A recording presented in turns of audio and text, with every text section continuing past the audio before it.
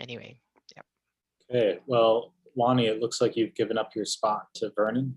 Yeah. Brendan, please go ahead first. Okay, so Vernon, the floor is yours. Thank you so much. Yeah, so I'm Vernon. I'm a first year at Penn. I was invited by Professor Carruthers to attend this webinar, and I mean, I first just wanted to thank you so much for providing your perspective, and especially since I'm just very new to this, new to like academia or really like anything, I guess like scholarly. This has been very insightful for me.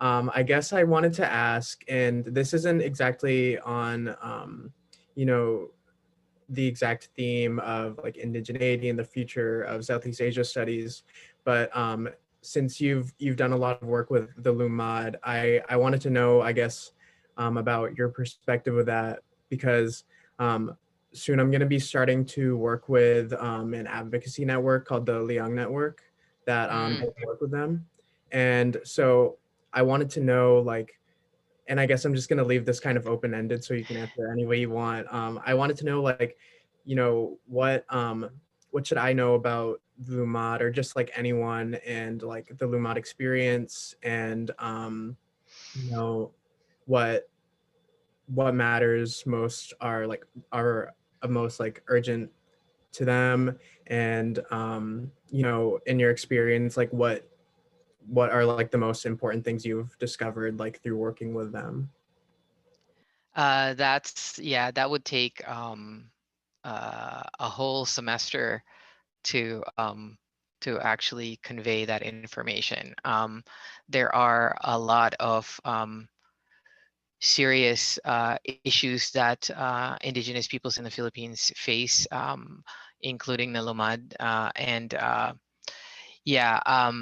So I don't know how much I should really get into. They face a lot of the same pressures and political violence and bureaucratic violence that other indigenous minorities face around the world. So they have those concerns, the human rights concerns, but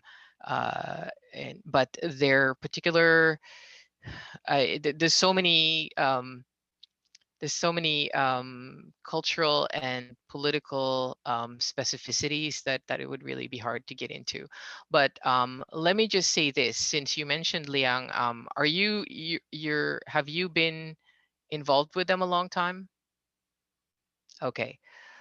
Maybe we should have a separate conversation about this, you and me, okay? But just, in general, relevant to organizations like Liang, okay? One of the um, really serious problems that people like the Lumad face, but seems to be like really specific to the Lumad peoples right now, is that uh, they are in the present day in the Philippines really caught in the crossfire between government interests and the interests of, I guess, anti-government forces. And one of the ways in which they're caught in between is that both sides um, purport to speak for them and to speak for their concerns, but neither side is actually listening to them or giving them a voice. So, I've been finding it, I've been more and more concerned since since returning to the US to find in college campuses all over the United States, a lot of students being drawn to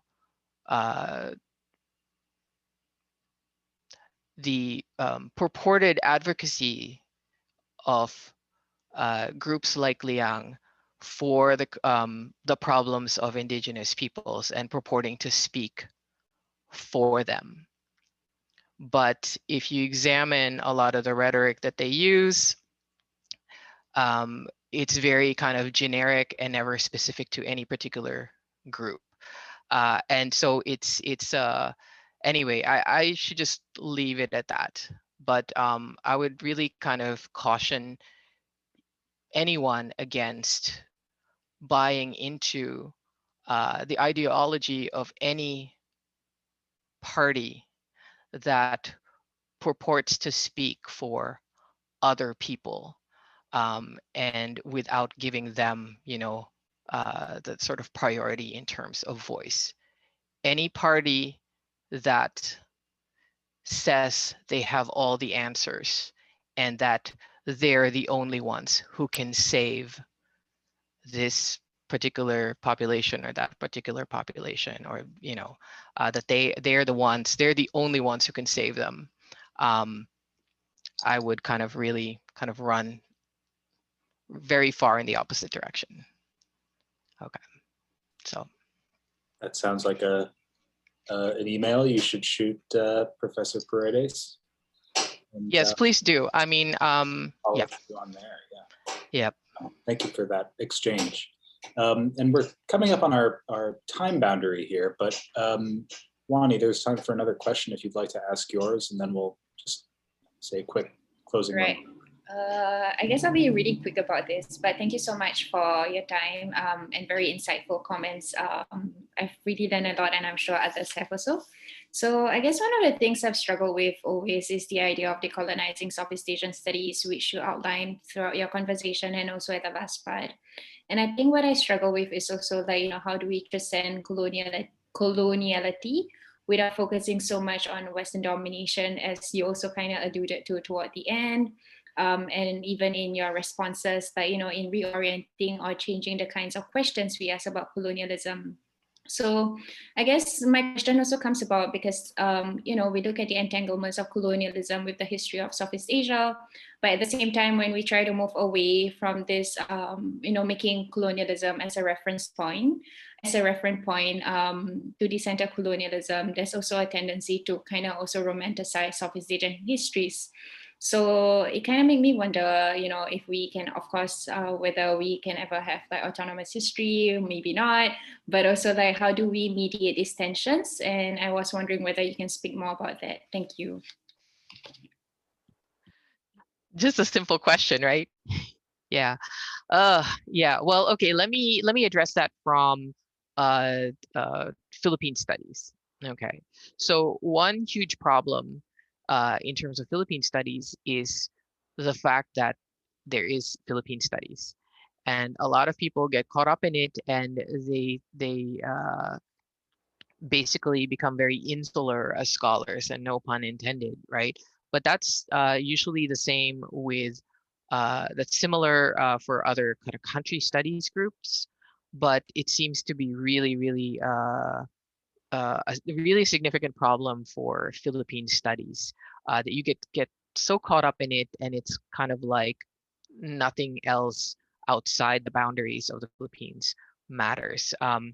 And so one way in which I think it would be possible to start decolonizing, I mean, really, maybe we should think of a different word, right? But would be to stop thinking, as scholars in terms of country studies, and really looking more at regional studies rather than country studies. And that's something that I've personally been trying to do.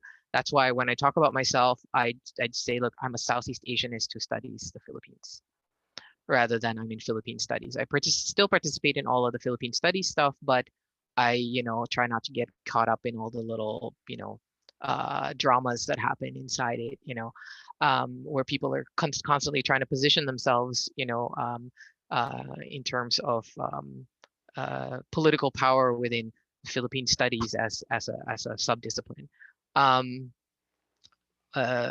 What was the rest of your question? Sorry, I forgot.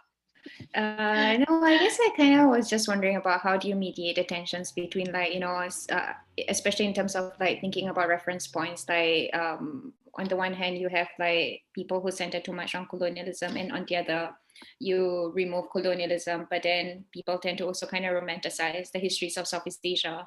So how do you then mediate these tensions? Yeah. Okay. That's a really good question, and that's the eternal question, really. Well, you just do it through striving to do really, really good scholarship. And I guess looking for more than one story. Because say the history of, say, the Philippines, or even the history of Singapore, there's never just one single story. There's always multiple stories, and your story changes depending on where you're standing, what perspective you're using. Uh, Across time and space, it changes, and across people, it changes. And even when you look at things from the perspective of one person, just sort of speaking of myself as this one person, for example, over the decades,